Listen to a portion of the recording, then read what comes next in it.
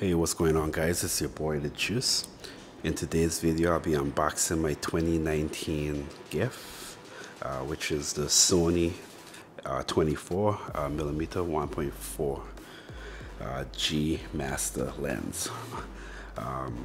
I've been wanting this lens for the longest while. Sorry, I've been wanting this lens for the longest while, but you know, it's like trying to get my hands on this lens was like trying to get my hands on a purple unicorn. It was pretty hard and almost impossible. But luckily for me, my wife heard my cries and she actually bought it for me for Christmas. So that was pretty good. I guess I was a good boy for the year. So now that I have it, I decided to share with you guys the unboxing and do a quick review as to how it is. I mean, there's a lot of other videos online that shows you all the specs and go through all the details, and this video isn't about that, but it's just to share with you what I think about this lens. But before we go any further, please like and subscribe to this channel for any future notification of any future videos. Make sure you hit that bell to make sure you get that notification. Without any further delays, let's move forward with this unboxing. So open this in the box. One thing about Sony, you know, when they pack their G Master lens especially, they tend to pack it really good. I'm not sure which company this was purchased from, but the box is intact, and of course the actual box is empty once you pull this case out. Velcro with a zip, open up, and there she is. Whoa, this is much smaller than I thought. Okay, I'll put this on the side right here, and then of course you have the strap for the case, which I'm also gonna put on the side because I don't really care about that. I don't use it. So of course you have the lens and the lens hood. Let me take off the lens hood for a second. To the side of the lens you have the on and off. I'm not sure what this button is for, but I guess I'll figure it out at some point. You have the manual aperture control, which is very nice, especially at certain times when you're shooting, but I tend to always leave that on automatic, let the camera, or let me control it from the camera. And of course you have the focus buttons, which could be reprogrammed for whatever else you want it to do. Of course you have a gasket, which means this lens is weather and dust resistant or tight. And of course in front you have the actual lens, which is pretty small. I think this is a 67 diameter. For those of you who use ND filters like myself, or polarizing filters. My overall initial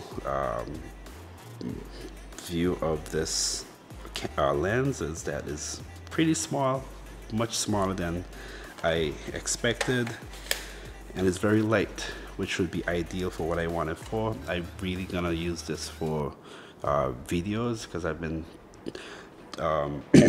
been taking a lot of videos over the past couple months, especially since I got the Ronin SC gimbal. I've been using it with this other lens, which is the Tamron 17-28. I got this mainly because I was unable to get my hands on the Sony 24mm.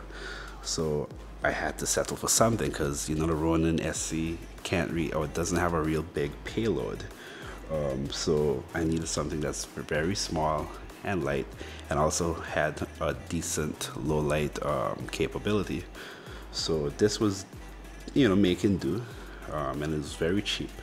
But now that I have this Sony 24mm, I don't think this will take much of a backseat, but yes, it will be taking a back seat. Before I move the Tamron out, a quick physical review, or comparison I should say. Of course the Sony G Master is much shorter, To me, the Tamron feels lighter, which I think it is like maybe 0.05 grams lighter than the actual Sony 24mm. They both have the same size ring, which is a 67mm filter ring. And also the Tamron is 2.8, whereas the Sony is a 1.4, which means damn fast. Yeah, so you know, I've been shooting with the Tamron 17 to 28 for some time, which it has been doing the job, but I realize in low light situations I usually would have to bump up that ISO, which still looks decent in my opinion, especially after color grading and making my edits in Premiere Pro. But having a much faster lens would be ideal in those situations. You shooting indoor, you don't have the ideal lighting situation. So for that reason, I really welcome this Sigma 24 1.4. You know, one of the features I don't like about this lens is the fact that it's not image stabilized. Now, I know the body that I'm using it on does have the in-body stabilization, but I'm not sure, but I assume that having a lens and a body both stabilized is better than having just one of each stabilized. I mean, I could be wrong. Please, if you know differently, please let me know in the comment. But I think logically speaking, I think if you have a body and a lens stabilized, you should get a better quality than just having a body stabilized or just the lens stabilized. And let me put it onto the camera, which is the Sony the Sony R3, because I'm actually shooting with the Sony 3, which is the one I typically would use for video. But putting this bad boy on, this thing feels pretty good. It feels natural, not bulky, because most G Master lens, like the one I'm using right now to film this, which is the 24 to 70, is very nice, but it's very big, and I always complain that the main goal of, or the main reason, or one of the main reasons of having a mirrorless camera is for the size. So when the lens gets real big, it kind of defeats the purpose of having a mirrorless camera somewhat, because all of a sudden now you have to put on a battery grip to kind of even out the balance. But anyways, I digress. So again, in my opinion, this bad boy feels pretty good.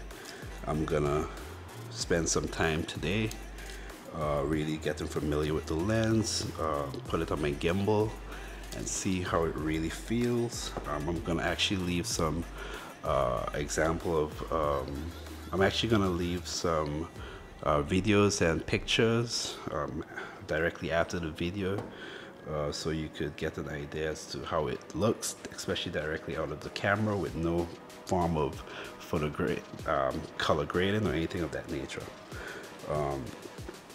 So there it is.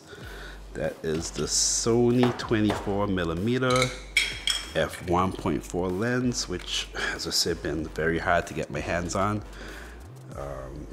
So yeah, that's it for this quick review. If you like this video, please hit that like and subscribe button. If you didn't like it, you can leave that a negative comment if you want, or you could hit that thumbs down button. Either way, it's all good.